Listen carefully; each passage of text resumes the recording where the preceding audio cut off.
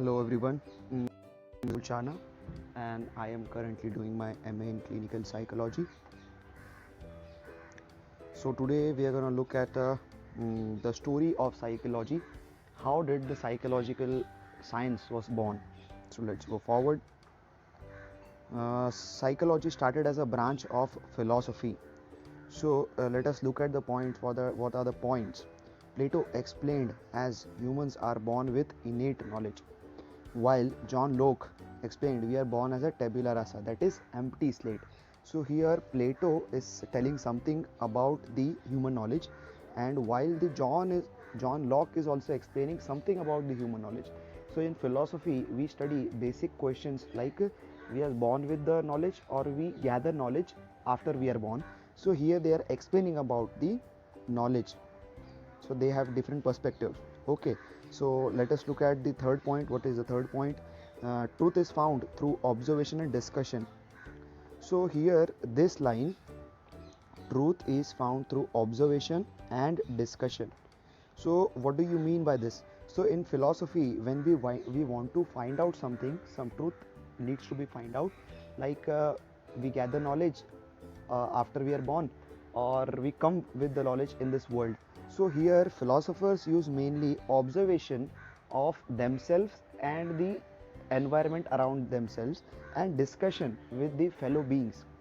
But here we know that we cannot know the exact thing by mere discussion and observation, because it can be proved faulty. So here there was a need.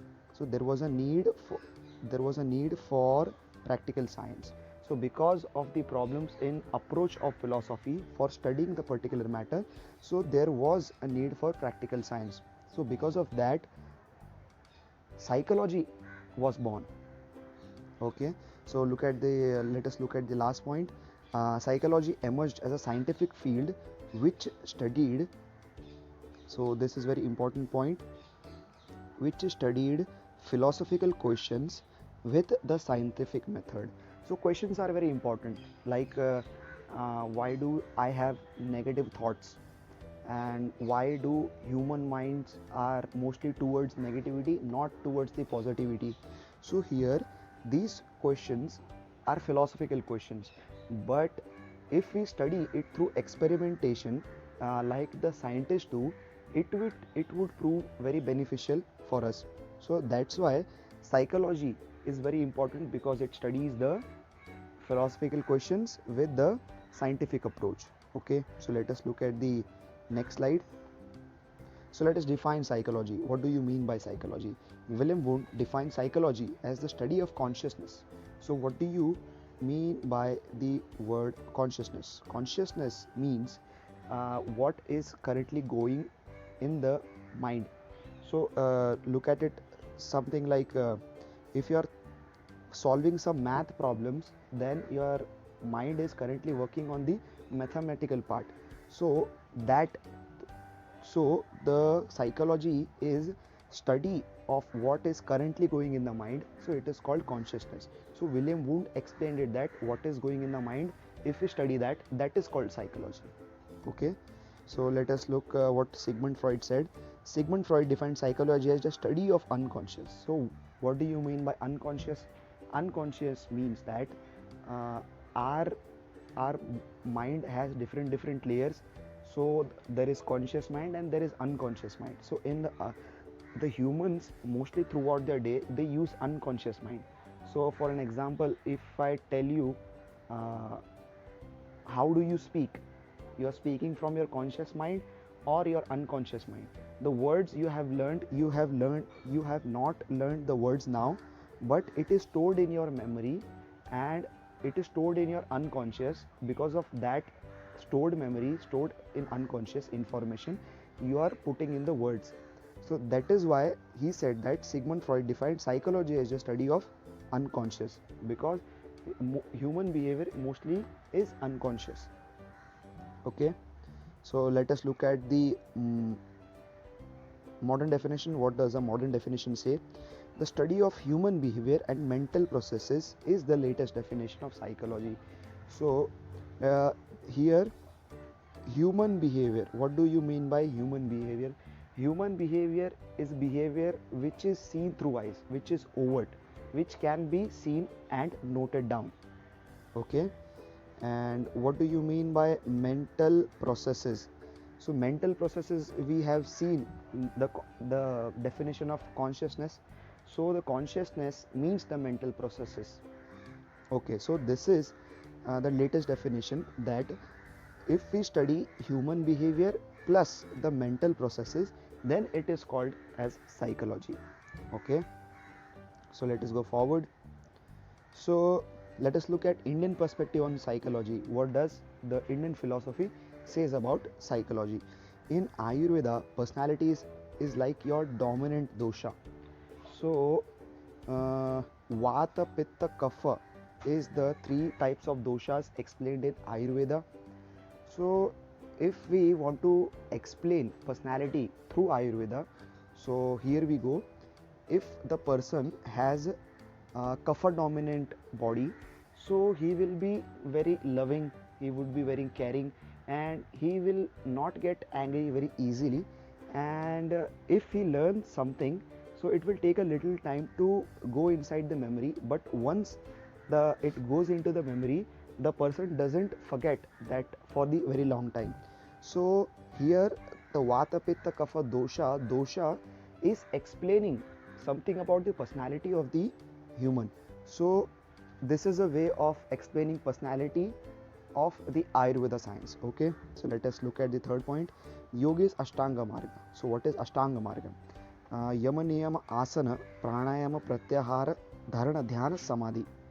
So here it is Ashtanga Marga, means it is made up of the 8 limbs, and in this Maharishi Patanjali explains that what is the working of the mind. We get frustrated because of our habitual patterns of the mind, of getting angry, of getting sad. So we have to change this particular behavior. So here Maharishi Patanjali is explaining about the workings of the mind and how do we get to change the mind. So this is the Indian perspective on psychology. What does the psychology says about Indian perspective? Okay, so let us go forward. So this is behaviorism and SOR model. So let us look at the points. What are the points? More focus on observable thing like behavior rather than unconscious and conscious thinking. So here the behaviorist model of psychology, it is differing a little bit from the William Wood and the Freudian approach to psychology. Here they say that we have to focus more on observable thing like behavior rather than unconscious and thinking. So observable means we can see it through and it cannot be denied. There is a little bit, if we want to see the workings of the mind, conscious mind, what is going in the mind, there can be a little ambiguity because we cannot see what is going on in the mind, and unconscious also we cannot see because it is going out in the mind. But behavior is a result of both the things, and we can see the behavior. So that is why behaviorist model says that it is very important to look at the observable things, that is the behavior. Okay. So John B. Watson is considered as the father of the behaviorist model of psychology. So he redefined psychology as a science of human behavior. He says that if we study human behavior, aspects of it, what are the causes of it, then we are actually studying the psychology. So let us look at the SOR model. So what do you mean by SOR? So S stands for stimulus, O stands for organism, and R stands for response. So what do you mean by this? Let us understand this by particular example. So suppose there is a class going on and teacher asks some question to the students. So the questioning of the teacher is a stimulus, and let us look at the organism. What is an organism? So there are different students sitting in the class. They have different knowledge levels, different attention levels. So if the person is attentive, then he'll answer to a teacher, and if the person is not attentive, he might miss the answer and miss the question. So some students answer the teacher and some students doesn't answer the teacher. So this is the organism, different organisms. Oh, okay. So let us look at the response. On the basis of the student, the response is different. If the student is clever and attentive, he will answer. If he is not attentive, not clever, he will not answer. So this is the difference between the response. So here the behaviorist model telling us about how the behavior takes place. The behavior takes place in the response of the stimulus from the outside world, and on the it depends on the organism, what are the inclinations and the condition of the organism. That's how we get the response or overt behavior. Okay, so let us go forward. So let us look at the goals of psychology. What are the goals, what psychology wants to study exactly? So let us look. The goal of psychology is to describe. The goal of psychology is to explain. The goal of psychology is to predict and control. So what do you mean by this, all these terms? So suppose we take an example of smiling. So smiling is a behavior, okay, so which can be seen through eyes. So if we want to study the phenomena of smiling, then the psychology has to have to describe what is smiling. So we know the difference between a fake smile and the real smile. So we can know by looking at the person's face that he is really smiling or fake smiling. So psychology has to define what exactly consists of smiling, what is not smiling and what is smiling exactly. So this comes under description of the smiling. It has to explain. So what do you mean by explain? So explaining means what are the causes of smiling.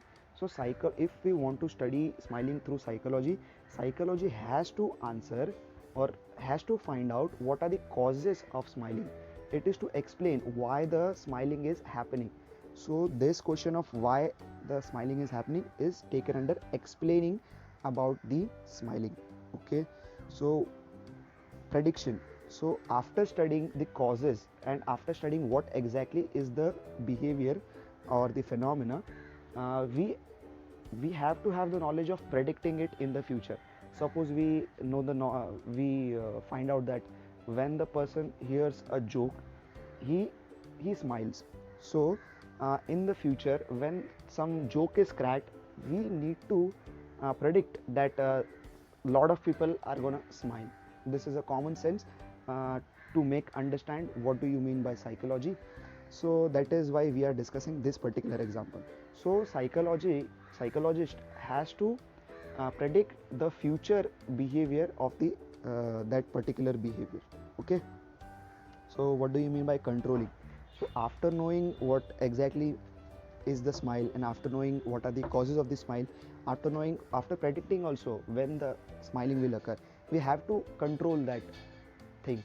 Suppose for an example, person goes smiling a lot without any cause, without any control. So it might harm his his mental balance and his normal social living also. So the psychology has to give the terms and the methods to control this particular behavior of uh, smiling.